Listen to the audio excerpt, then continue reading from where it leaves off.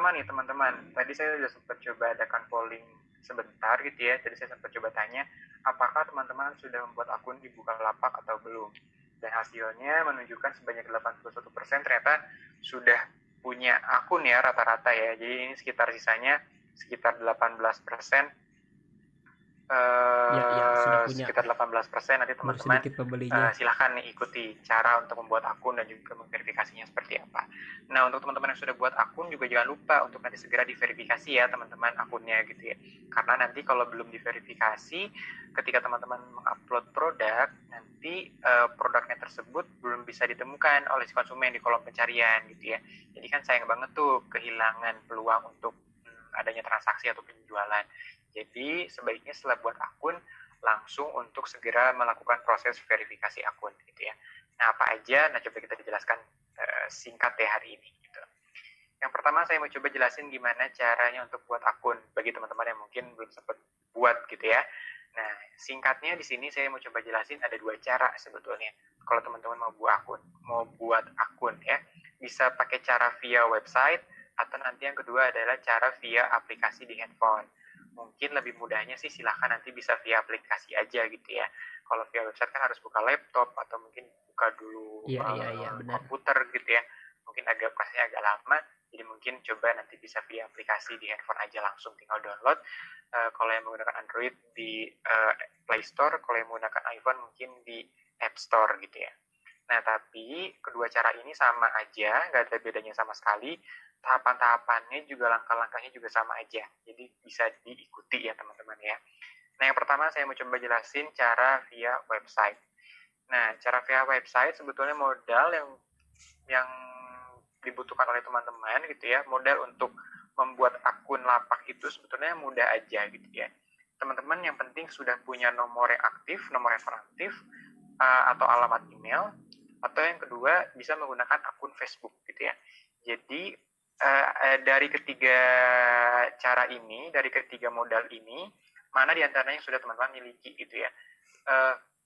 Kalau misalnya Mas Gilang saya sudah punya nomor dan email, ya udah berarti pakai poin satu aja, menggunakan nomor dan juga alamat email yang aktif.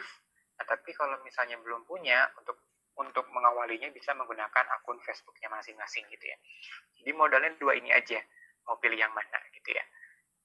Kalau sudah, nanti teman-teman silahkan pilih terlebih dahulu akan seperti ini tampilannya gitu ya. Di sini saya mau coba bikin akun menggunakan alamat email dan nomor handphone. Jadi yang pertama di sini, yang sebelah kiri ini yang nomor 1, saya pilih dulu alamat email saya yang sudah aktif yang mana gitu ya, saya masukkan, nanti tinggal dipilih. Misalnya saya di sini menggunakan yang ayudiaputri@bukalapak.com gitu misalnya ya. Setelah diklik dia akan muncul ke bagian 2 yang ini. Di sini teman-teman diminta untuk melengkapi beberapa data, diantaranya nama, kemudian alamat emailnya, kemudian jenis kelamin silahkan dipilih, kemudian di sini ada bukalapak.com/, ini masih kosong sebetulnya. Nah, ini disebutnya adalah sebagai username Bukalapak ya. Username Bukalapak itu apa? Username Bukalapak itu adalah semacam ID atau kode tertentu yang membedakan lapaknya teman-teman dengan lapak orang lain gitu ya. Nah, yang perlu jadi catatan, username ini bukan nama lapak ya. Jadi username tidak sama dengan nama lapak. Username ini sifatnya sekali isi langsung permanen, tidak bisa diubah. Tapi kalau nama lapak nanti ke depannya kalau teman-teman mau ubah nama lapaknya itu masih bisa, dan bukan di sini cara mengubahnya gitu ya.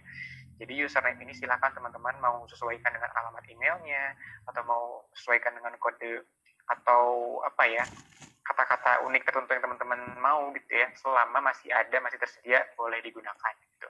Pokoknya harus beda dengan lapak yang lain. Kemudian di sini teman-teman silakan isi password Bukalapaknya apa yang mau diisinya. Kemudian di sini yang terakhir konfirmasi atau mengisi ulang password yang sudah diisi tadi sebelumnya sebagai bentuk validasi gitu ya. Dan yang ketiga dan yang terakhir maksudnya di sini teman-teman silakan tinggal baca terlebih dahulu apa saja aturan yang berlaku di Bukalapak. Kalau teman-teman menyetujui itu semua, tinggal di sini dicentang aja, kemudian klik daftar di bagian paling bawah. Itu mudah ya teman-teman ya. Jadi yang perlu diingat di tahapan ini adalah ingat username Bukalapak ini berbeda dengan nama lapak, dan sifatnya kalau username ini permanen, tidak bisa diubah lagi nantinya. Seperti itu. Lanjut ya. Selamat deh, teman-teman sudah berhasil membuat akun di Bukalapak. Akunnya sudah berhasil dibuat, sekarang teman-teman tinggal melengkapi beberapa informasi tambahan lainnya. Apa aja sebetulnya yang perlu teman-teman lengkapi? Nah, ada tiga, kita sebutnya 3 langkah mudah gitu ya di awal tuh. Mudah karena nggak sampai 5 menit sebetulnya untuk melengkapi data-data ini. Nah, yang pertama adalah teman-teman diminta untuk mengisi data akun. Ya, lengkapi data akun. Yang kedua, teman-teman diminta untuk melengkapi alamat. Yang ketiga, teman-teman diminta untuk melengkapi atau memverifikasi akun tersebut. Gitu ya, yang tadi saya sebutkan di awalnya, verifikasi itu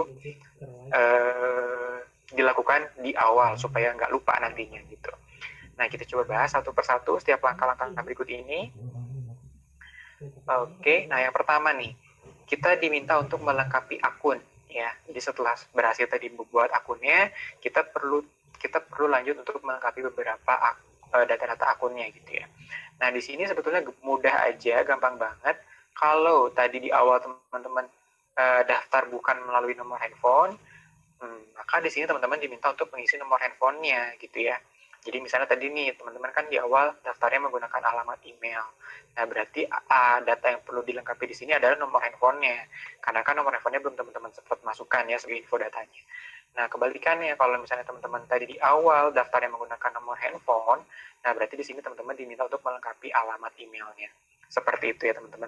Udah ya, jadi tergantung di awal teman-teman pilih yang mana, berarti sisanya perlu dilengkapi di sini. Itu aja pokoknya konsepnya.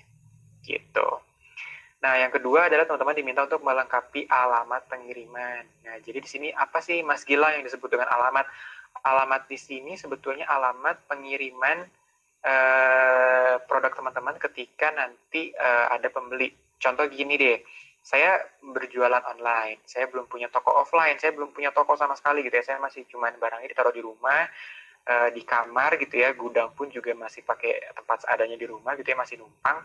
Nah, saya berjualan di Bukalapak. Nah, alamat yang saya isi di sini berarti alamat rumah saya, alamat di mana produk itu disimpan sebetulnya. Jadi misalnya saya di Bandung di Antapani gitu ya.